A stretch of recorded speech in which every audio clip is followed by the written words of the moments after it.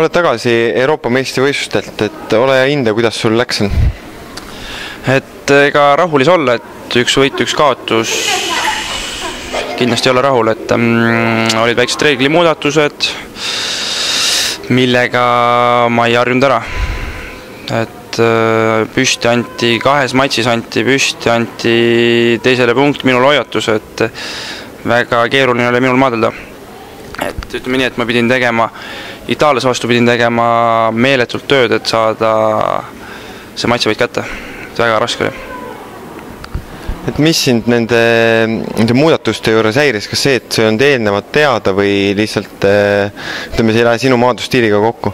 Põhimõtteliselt jah, et ütleme nii, et ma sain selle võistlusel teada, et ütleme, kui oleks paar kuud ennem teada, oleks saanud treenida natuke teistmoodi.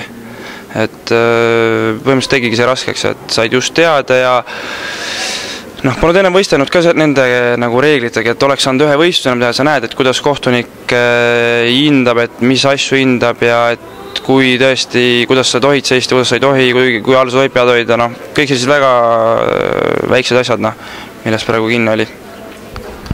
Et nüüd on kindlasti mingid laagrid ees, et saate neid uusi reegleid harjutada, et millised ongi järgmised vaated enne maailmameistrivõistlusi?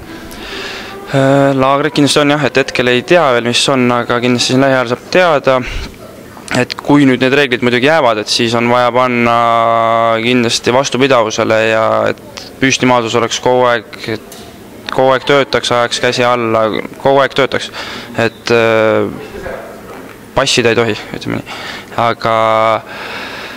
Aga maikuus on veel, ma olen kuulnud, et on muudatused, et ütleme nii, et maikuus saab teada, mis reeglid tulevad MM-iks ja siis ütleme, maikuus saab hakata nagu põhilisemalt valmistuma MM-iks